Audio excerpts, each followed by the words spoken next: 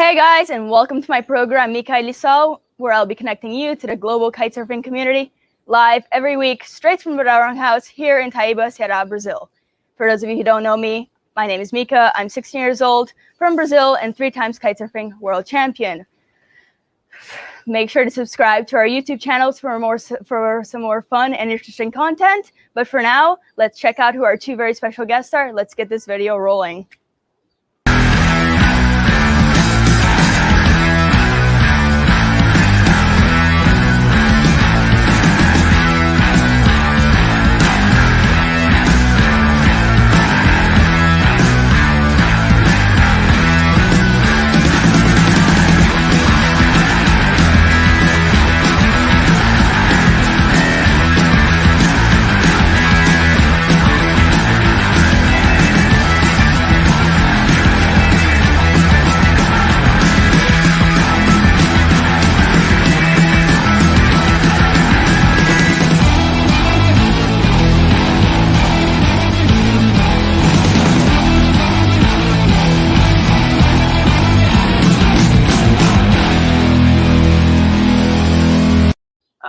All right, guys. So let me introduce you to our 2 special guests. We have Hannah Whiteley, all the way from England, and Jesse Richman, all the way from Hawaii. I kind of think it's cool how we're in 3 different time zones, you know? It's like 10 a.m. for Jesse right now. It's, 8 for you? And yep. it's currently 5 p.m. here for me, so it's like 3. It's really cool. So guys, tell me a little bit about how you've been today. How's your week going? What have you been up to? Take it away. We're having some absolutely gorgeous weather in the UK at the moment. It's sunny and it's like about 11 degrees. So right now for England, that's feeling quite tropical. But yeah, I guess I mean, you guys basically are in the tropics. So how's it going over there? It's another beautiful day. I just had my 2nd coffee for the day, so that's exciting. I've been laying relatively low, just going to the gym as much as I can, rehabbing my leg, which is getting there. So I wouldn't say anything too crazy exciting, but yeah, can't complain at all. What about the COVID situation, guys? Like, COVID's all around the world, and we've been in quarantine for basically like a year and some days now. So like, how is it going in England? I know that for you, Hannah, England took a really hard 2nd hit when the virus mutated. So how is that going? Yeah, we've been having a pretty serious lockdown in the UK, and we're pretty restricted. There's almost no flights going out of the UK, which is a bit of a issue for when, you know, our jobs are traveling so much. But yeah, I guess I'm just enjoying kind of adapting to the British winter. I've not spent the winter in the UK since I was young, so it's been cool and enjoying some frosty kite sessions and that, and just yeah, getting excited and planning stuff for when I'm kind of allowed to travel again, and it's gonna be awesome. So yeah, looking forward. What about for you, Jesse? I know living in a small island in Hawaii, I don't know if it can get really difficult, you know, like if tourists come and the island gets infected, you can't really go anywhere. There's nowhere to go. You can't just go island hopping. So how's the COVID situation for you?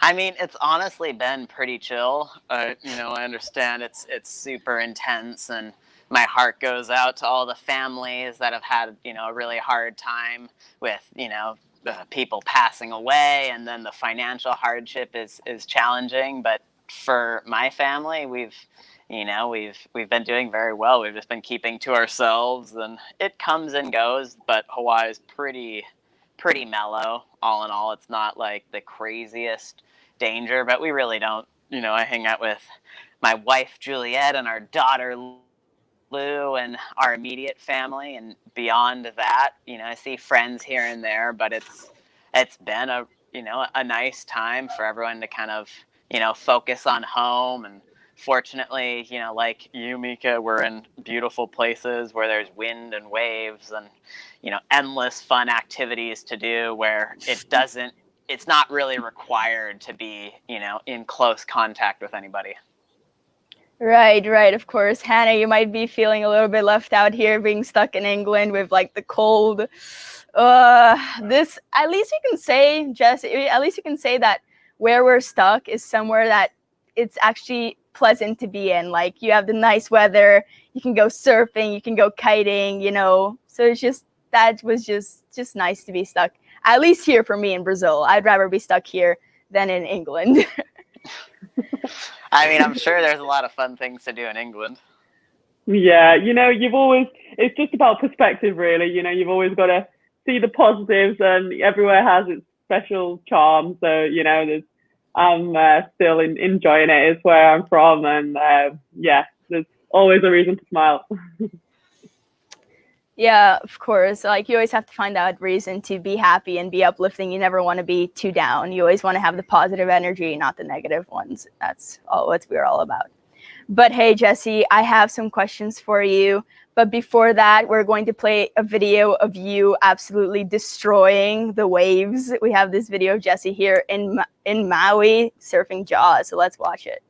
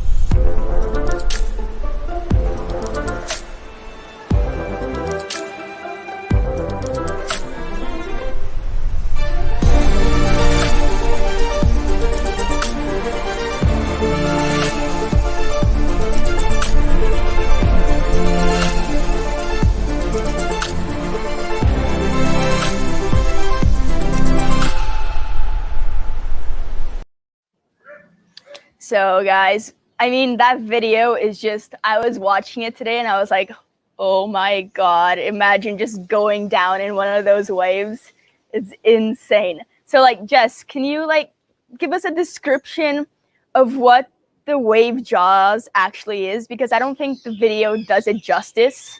Like, so what is, like, how is it? What's the feeling? What is your feeling when you're there? Like, I mean, it's a pretty magical place where, you know, most waves in the world, or most beaches in the world, the way that the ocean floor sets them up is they tend to top out at a certain point. So, you know, at a lot of beaches here, after like a 10 or 20-foot wave, the waves just don't really get any bigger. They kind of get all messy, and it makes it impossible to really ride. And Jaws has this incredible ocean topography where it channels these, you know, has these deep water channels, so it funnels the waves in to create, honestly, like as big of a wave as you can get. I'm sure there's been days where the waves have been over 100 feet there. And fortunately, you know, it breaks, let's say, anywhere from 5 to 10 times a year during a good year. And a few of those times are probably going to have wind. So for the select few kiters, we get just a few days a year to go out there and ride, and each day is so incredibly wild and challenging, and just, yeah, such a trip to try to wrap your mind around what you're doing out there. And it's hard because you don't get a lot of time to practice. It's not like, you know, going to the lagoon and doing freestyle where you can go there, hopefully, you know, like every day of the week and try the same trick over and over. It's so wild because we have, yeah, like, you know, maybe one good day a year where it's really big, and out of that day, maybe you'll get 10 waves, and out of those 10 waves, maybe the biggest wave of the year is going to be your first wave. So it's so challenging because you don't really get a warm up on those days. It's right into it, and yeah, you kind of just gotta be mentally and physically prepared and be ready to take a beating. yeah, I can imagine that. That looks like it's really intense. And Hannah, feel free to just comment anytime you want while they're talking. But yeah, no, I'm just amazed by Jesse. Like, it's insane what he does in the waves, and I think it's like you gotta trying to tame a beast, you know, and you just gotta learn to surf it, and it's insane. It's super inspirational, Jesse. I love it. Takes a lot of hard work to get to that kind of level to even think about that. So yeah, and I know how hard you work at everything, so it's awesome. Yeah, I mean, it's really similar to what both of you do, where you just dedicate an extreme amount of time and, you know, energy towards something, and whether it's learning that the next handle pass or getting a second pass in there or whatever rotation you're working on, like being out at Jaws is completely the same thing. It's just, you know, looking at that path and saying, okay, to get barreled out there, it's going to take, you know, 5,000, 10,000 hours of dedication, not just on the water, but just with everything. And, you know, I mean, that's why we're here today. Yeah, it must be so special with it being like in Maui as well, like where you're from. Like it's where you live. Yeah, you know, my home spot's just Jaws. It's no big deal. It's just Jaws.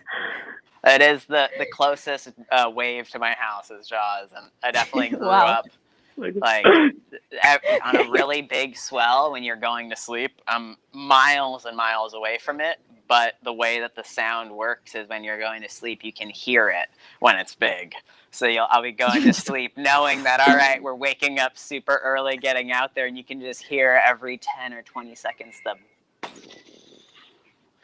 You're like, can you imagine that? Just the vibration, just like you're laying down, and it's just like the vibration of the wave like hitting the water. It's just like boom, you know, as you can just like feel it.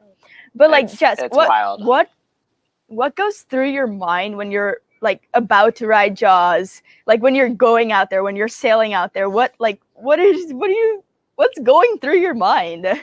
I mean, the training is super challenging, and there's a lot of days, especially when we're doing breath hold stuff, where you train to try to become comfortable in these extreme situations where it's not like you're doing a free diving experience where you're slowing down your heart rate, you're relaxing, you're trying to calm every muscle in your body, and then you do a breath hold. It's the opposite, where we'll be running around the pool, do 10 burpees, jump into the water without a good breath, and then have your friend hold you down, spinning you around, splashing water everywhere. Just like pretending that they're the wave. Exactly, and you do that to the point where you want to start punching your friend to like gasp for air, and that's when you have to submit. And that moment is when you're like question everything. You're like, I don't want to ride Jaws. I'm over it. This is dumb. I hate this. This sucks. And you just push yourself through so much of that training. And that, you know, then you're pushing yourself to the limit, basically. Like you're pushing yourself to the limit. Yeah, you're trying to find that limit and extend it so that then when you go out to Jaws on the day, it's trippy where I don't have that same sensation of like fear during that Jaws day because it's so built up. You know, you've trained years and years of your life. So when you finally get out there, you're like, this is it. And this is the time. Let's shine. Let's go.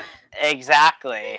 And I don't know. To me, the most satisfying day I ever had out there was the first day that I really took a beating and like got so pounded and just, you know, seeing stars. I got a 2-wave hold down and felt like, okay, it goes past that point of being super challenging to all of a sudden it's like a spiritual experience. Where you're just like, for sure, with the wave. It's kind of literally like if you don't do the right preparation, it's literally like life or death because being held under with no way of getting out. Like, actually, I have this one question. If you're pulled under, do you sometimes use your kite to like yank you back up? Or like if your kite falls on the water, do you release it, like eject it and just like try to just go with the flow? I mean, out there, the worst case scenario is getting tangled in your kite lines. So anytime we kind of like the rule is anytime you're even close to falling, you eject your kite just to get that thing away from you because I know we can survive a wave, you know, working us, but getting tangled in your lines has really, really dire consequences. So every single crash, even before it happens, I'll eject. Exactly. And it's like enjoy the ride. You don't even really think. You're just like right on it. Exactly. Yeah. I mean, there's been a few times where I've tried to save it just for a second, and those were some of the worst experiences I've ever had out there, where it just, it gets so dangerous, and we've broken all 4 lines on some of the waves when the kite crashes No, but like behind the waves. I would think I would think like the worst like is if the lines get like tangled onto your body, and then because with the force of the wave, it's so strong that those lines can cut through you so easily. I mean, we've And broken it's all like 4 lines just like that. It's insane how quickly that happens. So yeah, I mean, my buddy lost a finger out there, Patry, another duotone rider. Patry? I mean, just damn. He lost a finger, really. It was just the tip, but yeah, in a split second. Just In a split second, the lines just dunk. So yeah, it's just I mean, it can. It's actually it would literally be like a, it's like just pops right out because of the joints. The kite line is so strong as well, so it's like any little mistake or whatever, your reactions have to be laser fast. Otherwise, for sure, you're gonna lose fingers or more. Like, but if you're smart and you just kind of say, okay, every single time, like even before you crash, you see that coming, you eject the kite, and then it's you're like fine. you don't even think. You're just like you just go.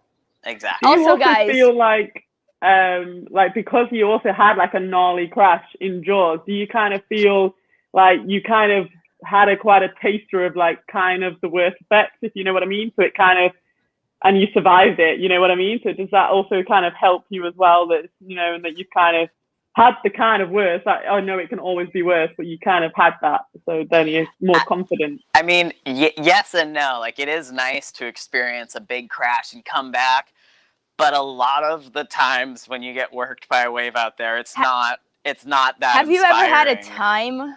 But have you ever had a time where you were actually scared? Like you were like, okay, this might be it. Like I'm just gonna like I don't know if I can get out of here. Just like that pure fear sensation. I mean, it's not necessarily fear. It's one of the beauties is that we have the inflation vests, and the technology there really does make a massive difference. So when you go down, pretty much the first thing you do is you pull it after the initial impact, and then it's kind of just like a waiting game of you're like, there's nothing I can do. There's no amount of swimming I can do that'll help.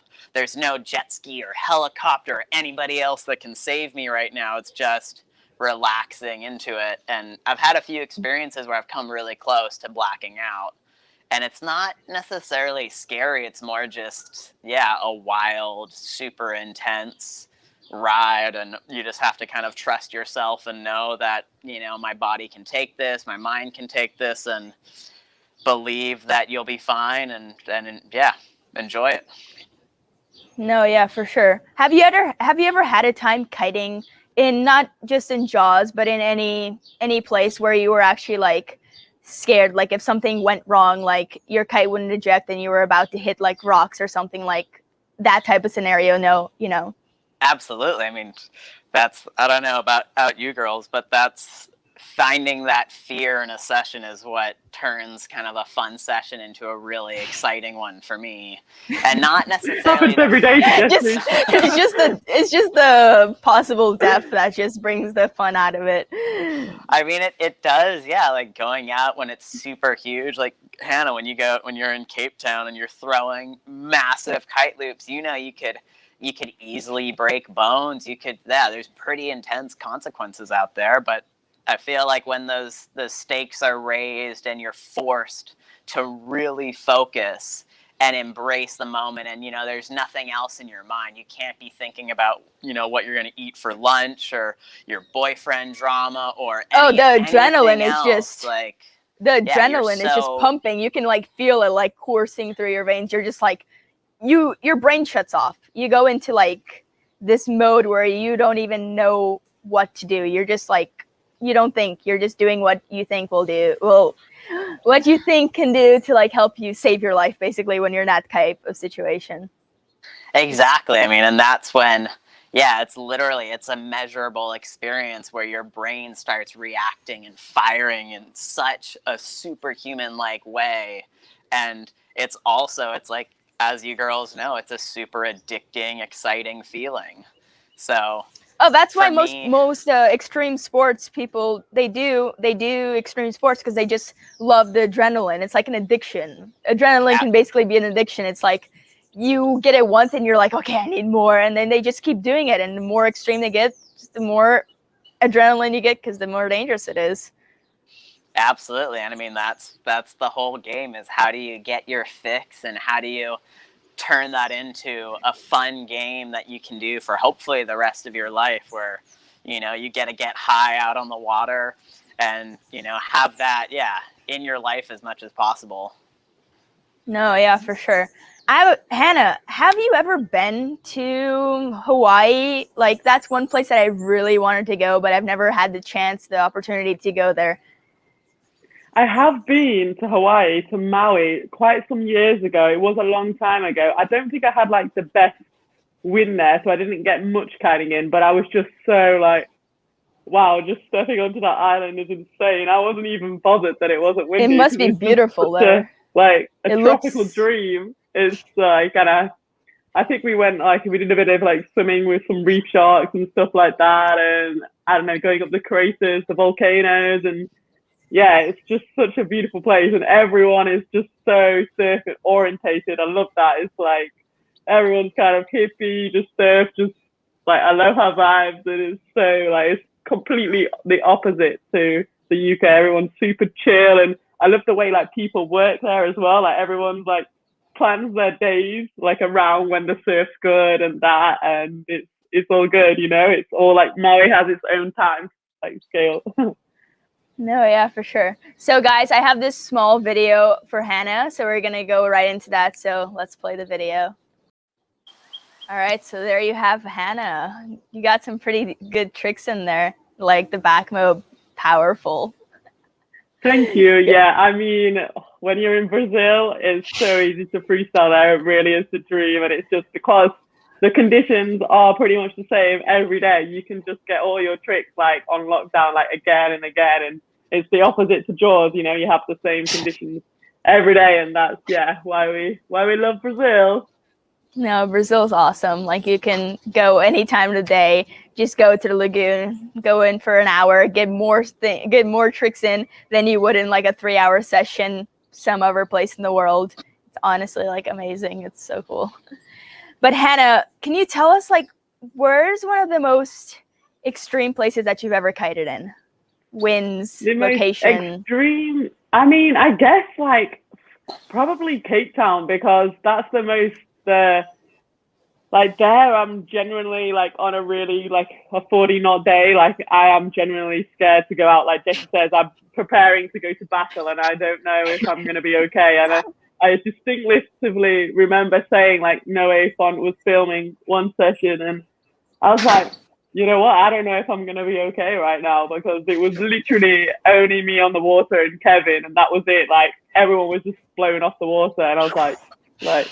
And I was just like kind of, but yeah, I guess at the same time I was feeling pretty calm. Like you just kind of, you go into your mode where you know what you got to do and you're going to do it. And it was awesome. Yeah. And it's like, oh man. So yeah, for sure, Cape Town's a special place.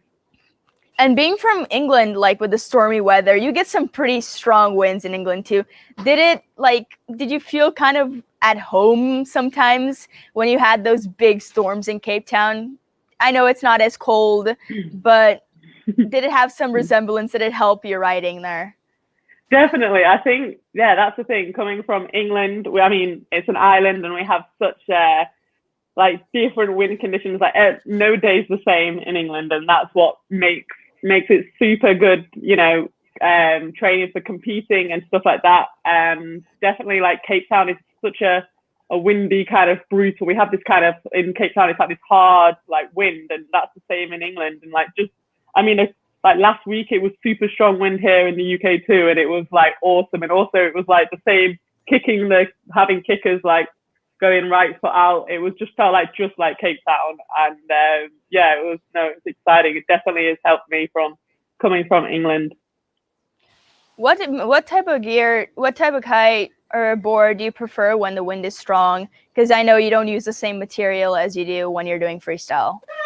Yeah, I'm like mostly I use my dices. I think they're like incredible in the high meat extreme board, and but also I am absolutely loving the Evos and the Rebels. I just find like they loop so well, and I'm having so much fun. Like definitely, if I just want to have a hang time session, yeah, fully stoked on the Rebels at the moment. There's so much fun, and the Evos and the dices are for pull some pretty good loops. No, yeah. And last year you did the King of the Air, but the girls version of that they had, right? I know they were trying to get a girls King of the Air and a guys King of the Air, but they only ended up getting like this somewhat local session, yeah. The expression session, but they also had the one where I don't remember who won, but I think Pippa came in second or third. Yeah. I think it was called the flying, what was it again? Oh, no. I don't even want to talk about that one. Yeah. Yeah, the flying vaginas. What?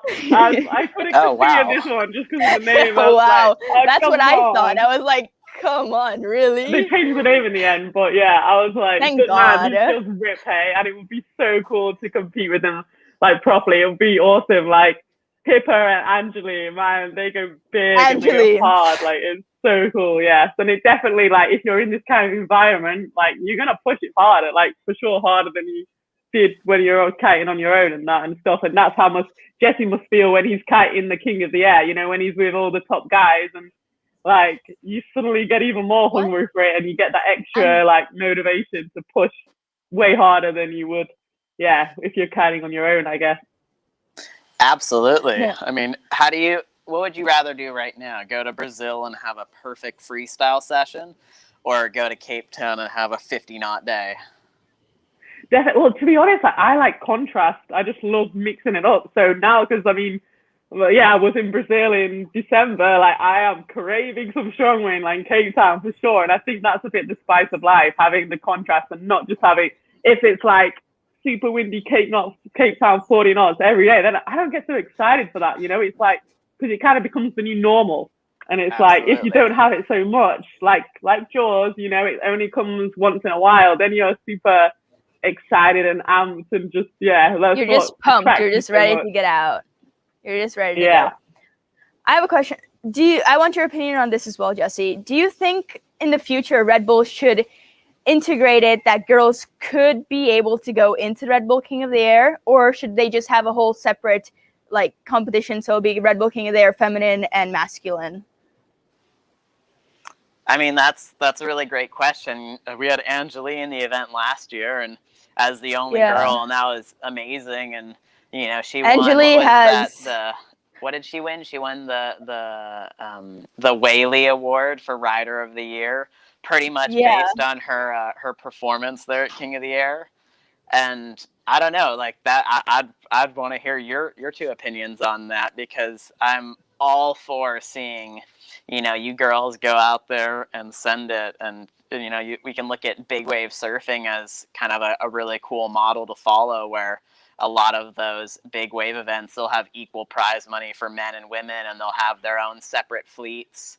And I mean, it's pretty crazy to see those girls push it in, you know, the limits of big wave surfing. And I think there'd be nothing more exciting than watching you two go out in 50 knots and see who can loop higher.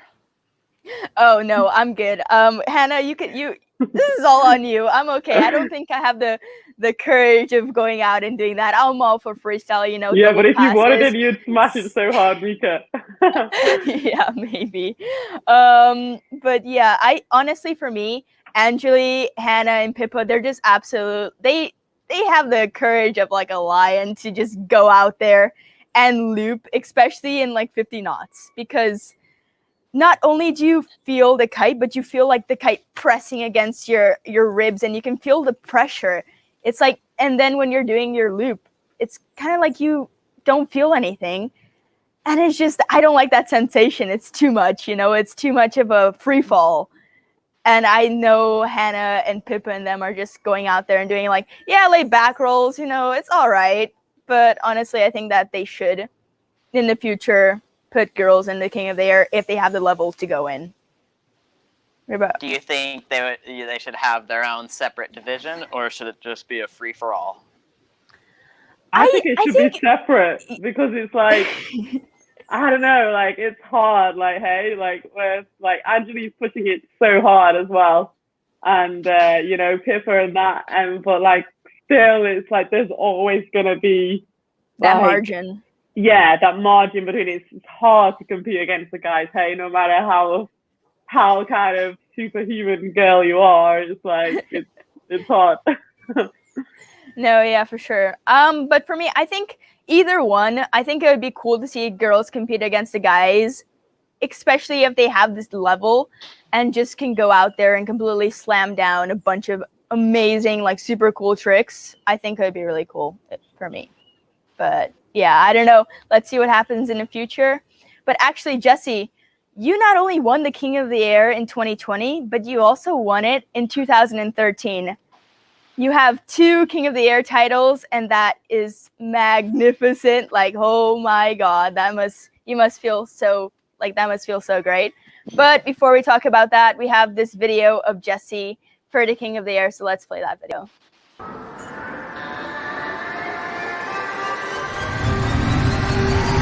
Well, good afternoon, everybody, and all of you from around the world to the 2020 Red Bull King of the Air. We are coming to you live from the beautiful, windy city of Cape Town, South Africa, here at Kite Beach.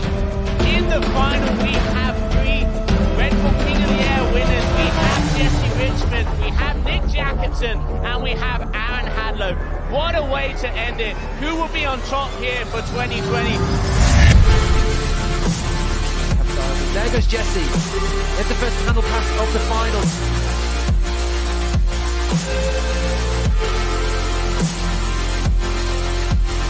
Your 2020 Red Bull King of the Air champion in first place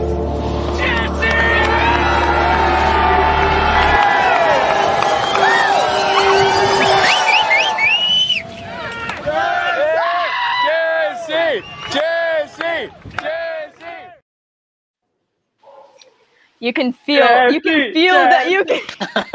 you can feel the adrenaline from that you were having, that the people on the beach were experiencing by watching the video. But we all know it doesn't do it justice. Jesse, can you tell us your experiences in competing in the King of the Air for such a long time?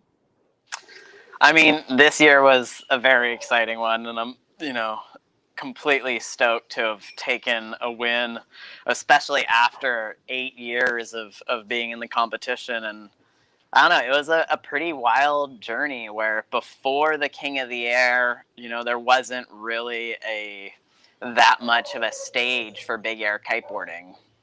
Like, there was the world tours, but there weren't any big air events. And when the King of the Air came around again in 2013, it was inspiring, and I was like, this is something I think I could be really good at. And to win it that year was so inspiring and kind of helped me, find this new path in the sport.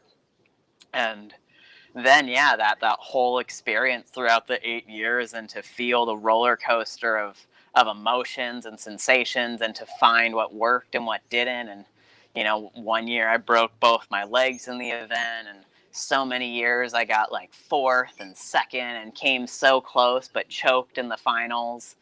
And this last year I just was incredibly relaxed, and I had Juliet, my wife, and our daughter Lou, and we had our little camper van on the beach. And I don't know, we were listening to classical music, lullabies in the car between heats, and it was just the chillest experience where I don't know, I guess I didn't care as much. Not that I wasn't excited about winning or doing very well in the event, but I just knew that if I got last place in the event, it would still be an awesome day.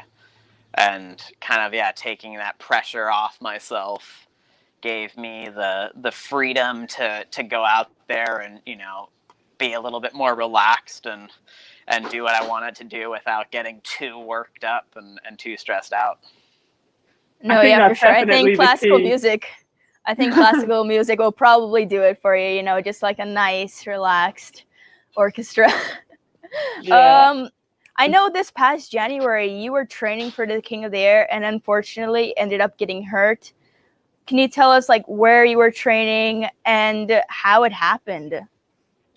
Yeah, so I mean, this is a pretty great example of just, I think, since the King of the Air, I didn't train as hard for the King of the Air this last year, so I kind of was like, I'm doing very well with being relaxed, and throughout this last year, I wasn't training as hard as I have in the past, and when I saw a super strong day coming to Maui, I was like, all right, this is it. This is a great day for me to go out there and really get some practice in for King of the Air.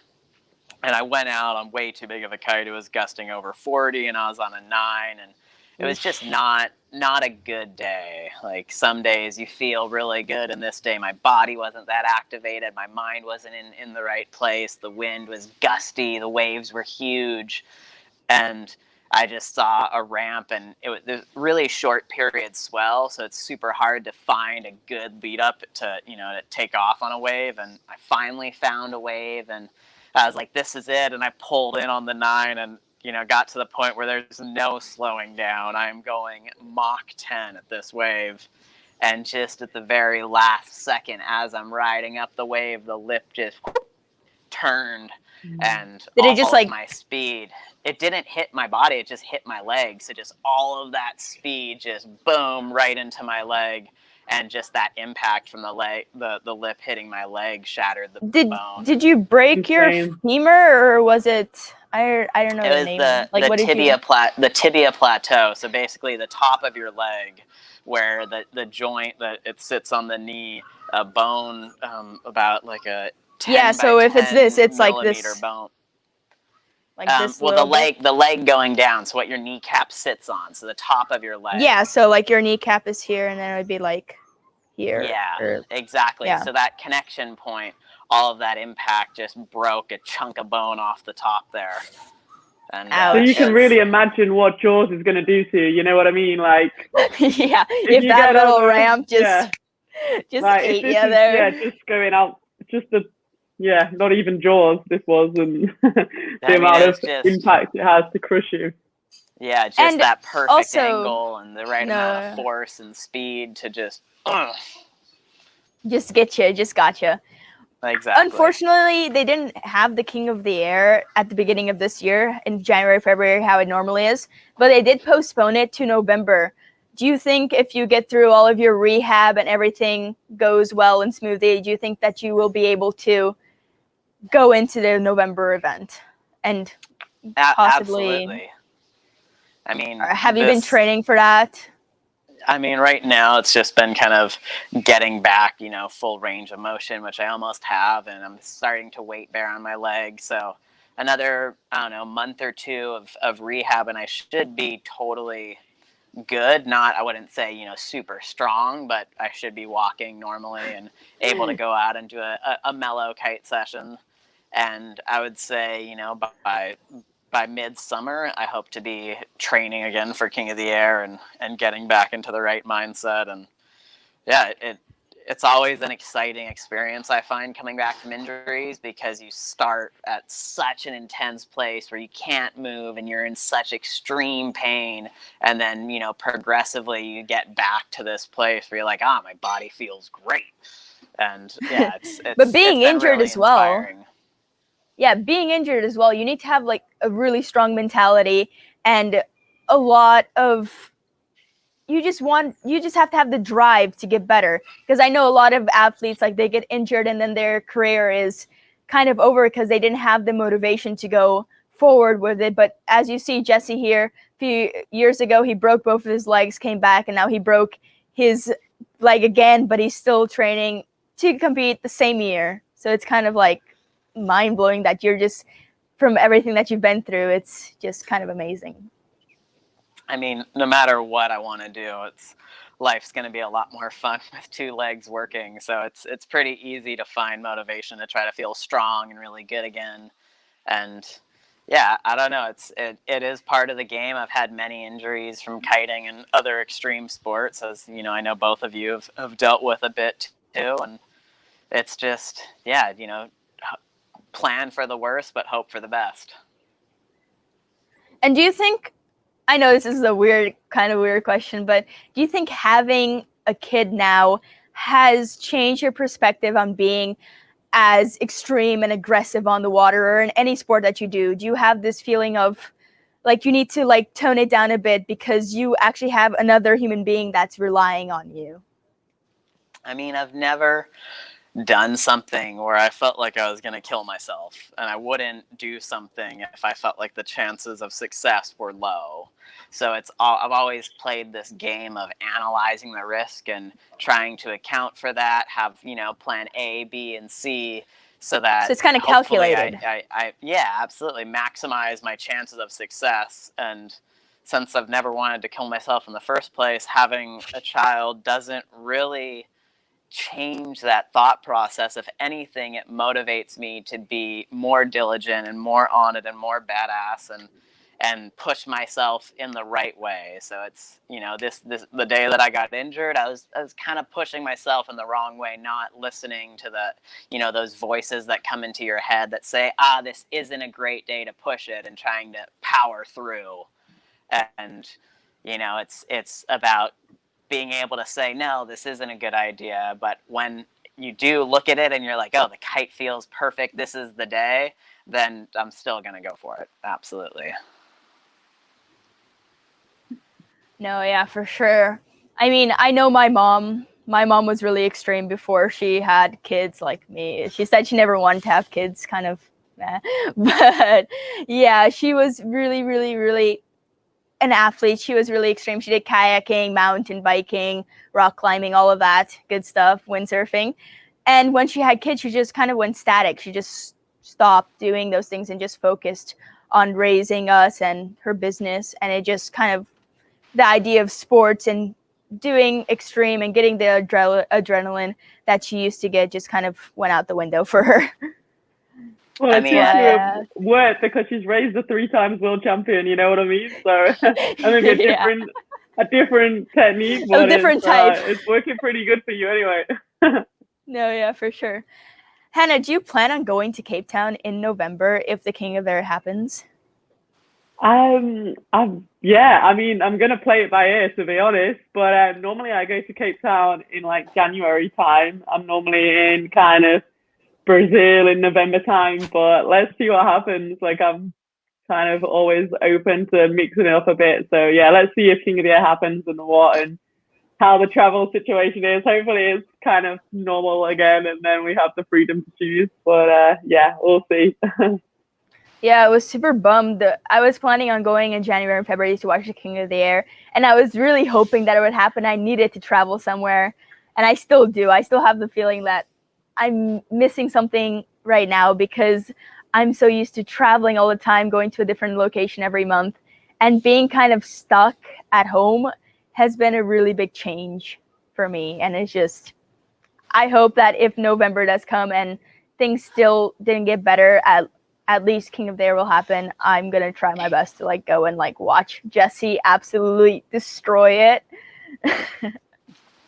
So if you could travel anywhere in the world tomorrow, where would be the first place you'd go? Obviously, you come to England, right? Exactly. Yeah, of course. For sure, England. I can't wait to get some rainy. Actually, no, it's nice weather now, so I might go.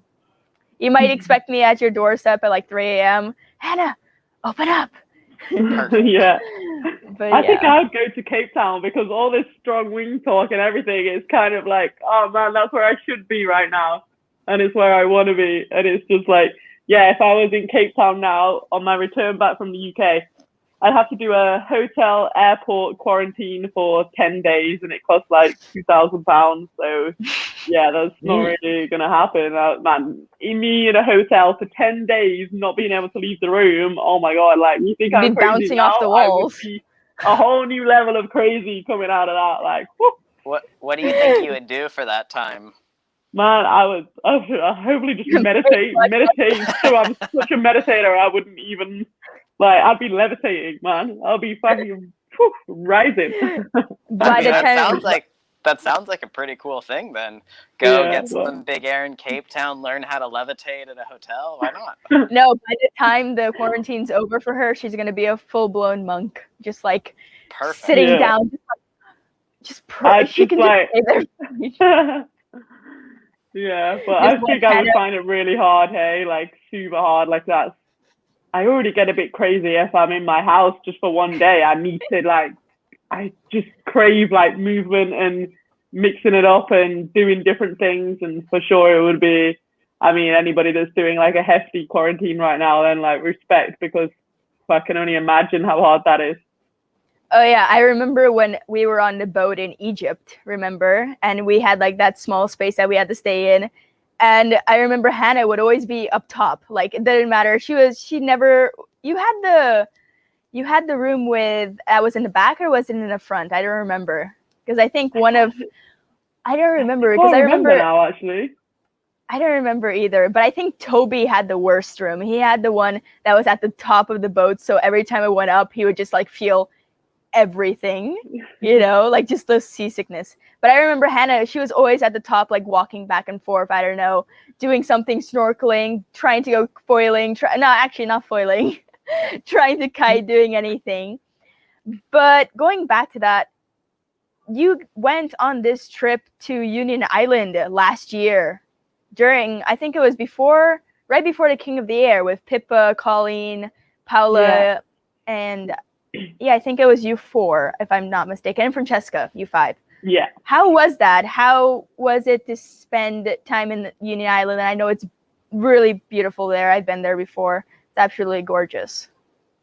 Well, first of all, it was just, incredible just to be in the Caribbean. Like it's a paradise. And especially coming from the UK, I'm used to kind of my home spots. Brown water, it's not very appetizing, and it's mostly grey sky. So straight, like even though I'm used to traveling a lot, it just does feel super. It feels really special to be straight away in the Caribbean. And then we were living on a boat for 2 weeks, and it's like it's insane actually how much you kind of bond. I was a bit nervous, to be honest, about living on a boat because, to be honest, I've not had the best track records of being on boats. Like I don't know, man. I'm like normally throwing up the whole time and stuff. So I was like, oh damn, it's gonna be hard. And like and so basically we were just like, the idea was we were gonna sail around with the duotone girls and just create some epic content and kind of go wherever the wind is. But we got to the Caribbean, and unfortunately the wind was like, man, we had like the worst forecast ever for the trip, and we're like, oh my god, like Mother Nature is just not on our side right now. So that's the thing with our sport. Like sometimes it just ain't windy, and we need wind. So we had to sail, like I think it was like for 2 days, like non-stop to go to Union Island because that was with the best forecast. And basically on the first day, I like smashed my head up just by walking on the boat. A nail. I wasn't even doing nothing. Like, of all the extreme things I do, I was literally just, I didn't duck my head, and like I was walking along, and then I was like it was just Hannah being Hannah. Just like Hannah being Hannah. So classic. First day, had to go hospital. Like, luckily we weren't very far from land then, so I could go to the hospital, get it all like glued up, and they just said I had to keep my head dry, and I like had this shower hat cap on my head the whole time, like. And we were just traveling the next days, so I wasn't actually missing any kiting because we were just like sailing the whole time. And it's hard sailing, hey. Like I think like Jesse, for sure you've been on some boat missions and stuff, and Mika, but it's hard like being in the ocean. Like I don't think it takes many years to get used to being like, I don't know, that rocking. It does not feel good. With the video, you guys were shooting a video there. It was supposed to be the same as the Sum of 5, right? Like the same concept with you girls. Yeah. We're missing you, Mika, there. I was in Cape Town. Testing gear, but I really wanted to be there. It was a really hard decision. They were like, you can either go to Cape Town and test, or go to Union Island with the girls and do this amazing video. And I was like, I have the chance to work with Ralph, and I was like, I don't know. I'm gonna go. I'm gonna take the testing.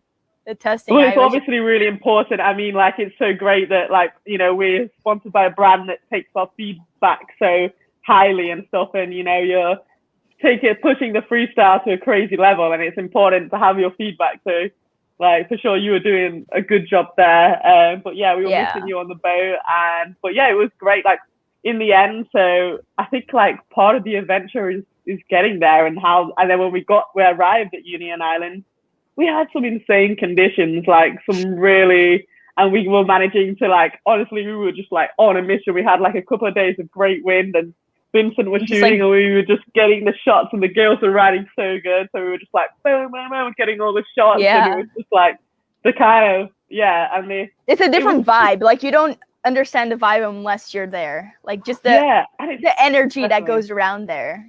You just feel kind of such a bonding on the boat. Like, it's insane because you're in such a small, confined place, and you can't escape. And even when there's like, for sure, there was like drama happening and stuff, and like you can't walk away. Like, you've got to. With 5 girls in a boat, pretty sure it's gonna be drama.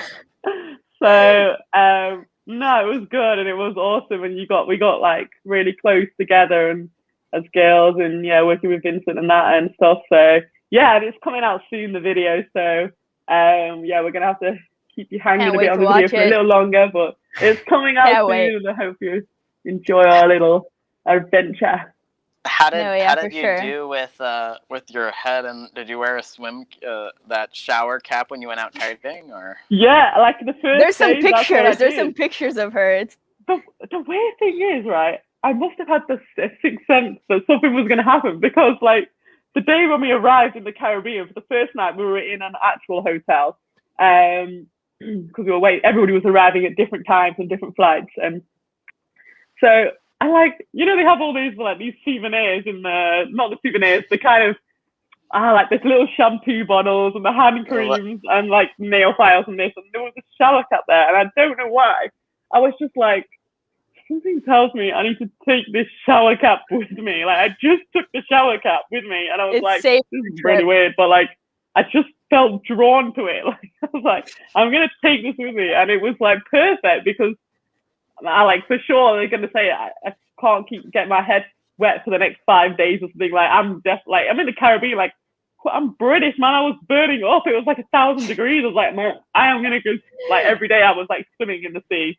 I was like, no, just no Hannah way. comes out as a burnt lobster instead of Hannah. Yeah, like, well, for sure. Yeah, just like 5 minutes of sun and I'm burnt. Like, well, the shower cap was a savior, because it did the job good.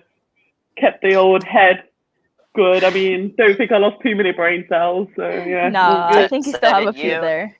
Did you reuse the same shower cap for 5 days? Yep, that is true. That's impressive. That's a high quality shower cap.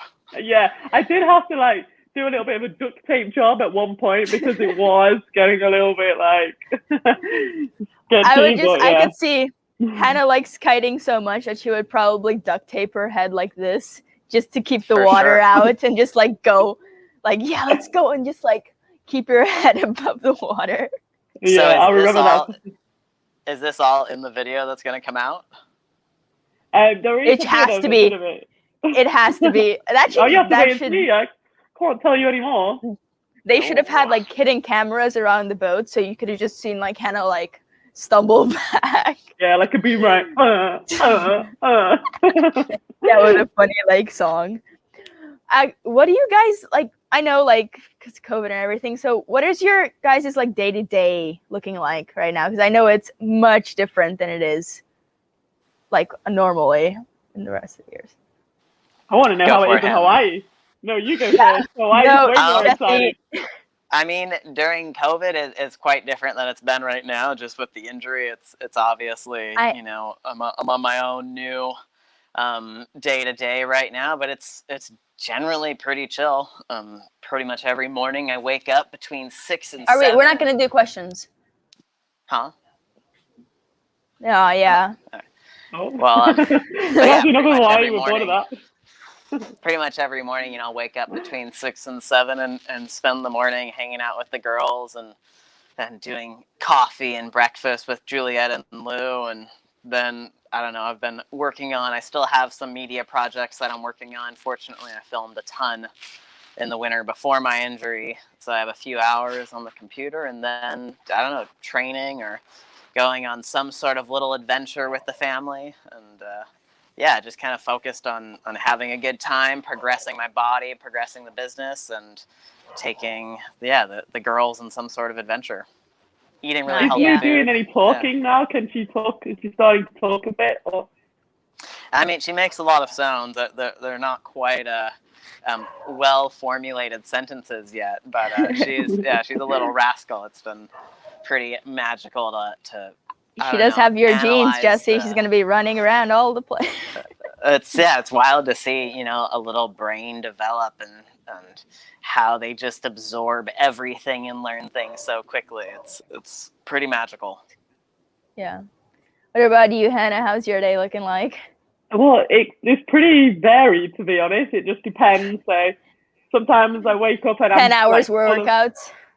Yeah. So, I mean, I have been really enjoying working out in my local park. There's a good bar set up, and I think I was a monkey in my second life or something. So I love I don't know, swinging around and doing all this monkey stuff, and I guess it's really important. So if I'm not kite surfing all the time, I love just to kind of, it's really good to keep all your shoulders strong and everything, and your whole body in general. And I just need to do it for my mental health as well. So I'm always doing something active every day, and just I've been having a lot of ideas of different things I want to kind of shoot and plan. So yeah, I feel a bit I